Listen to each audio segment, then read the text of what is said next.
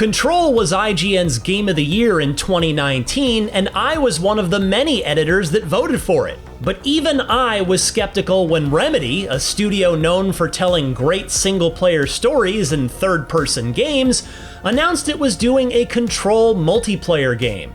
That project turned out to be FBC Firebreak, a 3-player PvE first-person multiplayer shooter set 6 years after the events of Control. If you don't cut back their numbers, this whole place will be yellow by morning.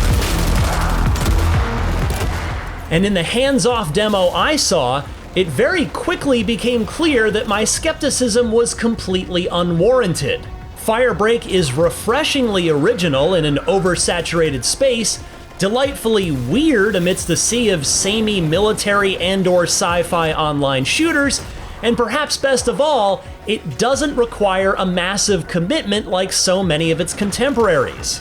As game director Mike Kayada put it, quote, "We're not about daily check-ins. We're not interested in monthly grinds. We don't want to give anybody a second job," end quote. Say it again, Mike, for the people in the back. What the? Last containment door's open. Go, go! FBC Firebreak is a 3-player co-op FPS with, if what Remedy is promising comes to pass, no nonsense. You can play for 20 minutes or a few hours if you want to, with perk unlocks and new combinations amongst characters keeping things fresh for repeat runs. But what the heck are you doing here, back in the oldest house, with a bevy of bizarre weaponry in your hands? Stand back! Piggy's coming out! I'm paper! You gotta shoot him off me! Essentially, you are volunteer first responders in the oldest house when things go seriously sideways.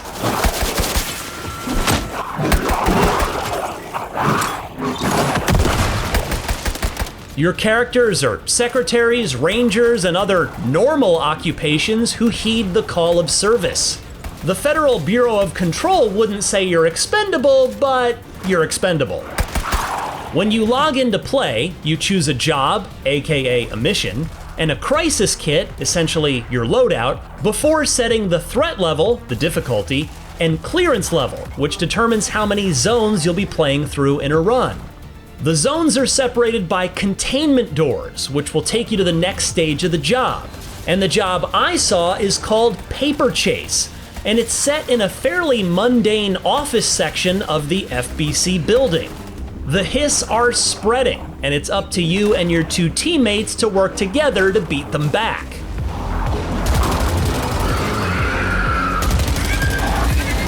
Of course, once the job's done, you can get the hell out of there as soon as you can if you like, but if you want to get your hands on currencies that let you upgrade and buy new gear, you have to escape safely with them.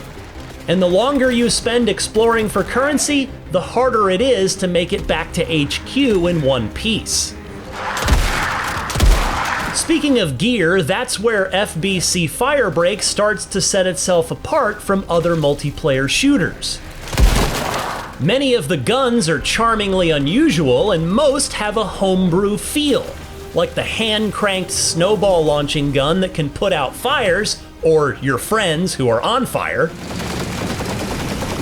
and soak the sticky note monster, more on him in a bit.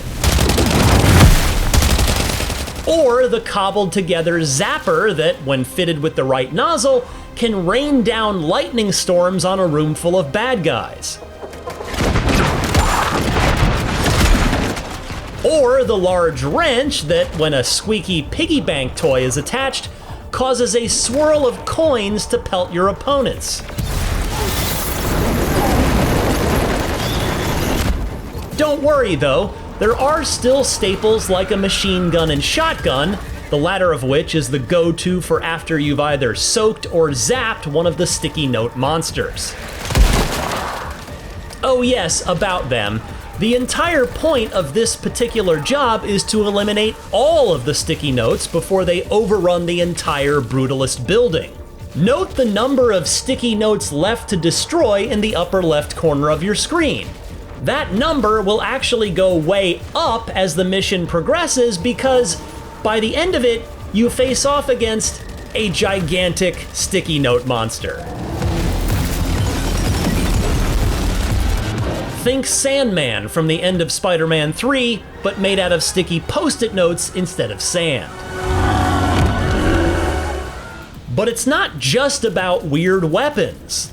There are also fun in-universe gameplay mechanics too, like the office supply shelf that refills your ammo, the makeshift turret you build after literally dumping it out of a box onto the floor, the stereo speaker that keeps the hiss at bay, and the rinse station that washes any aggressive sticky notes off of your face. Unlockable perks also inject more spice and variety into the gameplay. A couple of examples I saw: a perk where each missed bullet has a chance to return to your clip, and another that lets you extinguish yourself by jumping up and down.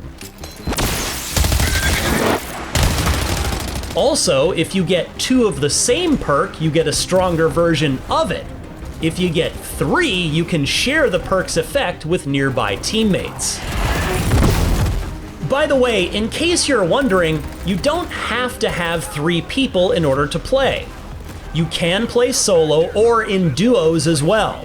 Meanwhile, Remedy is aiming for a lower minimum PC spec than usual, but on the opposite end of the spectrum, FBC will also support DLSS 4 with multi-frame generation, as well as NVIDIA Reflex and full ray tracing.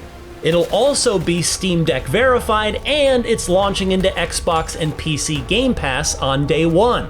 Finally, there is a post-launch content plan that Remedy isn't ready to share quite yet, and there will be paid cosmetics, but that's the extent of the microtransactions.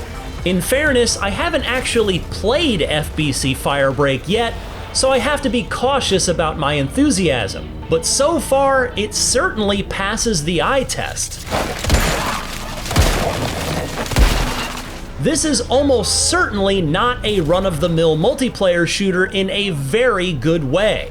And the fact that it's a get-in and get-out online game that doesn't require a massive ongoing time commitment in order to enjoy it is a refreshing throwback to the days when that was the norm. Someone get those lights off! For more previews of the biggest upcoming games, don't miss our hands-on looks at Atomfall and Clair Obscur Expedition 33. And for everything else in the world of video games, stick with IGN. I think I heard something.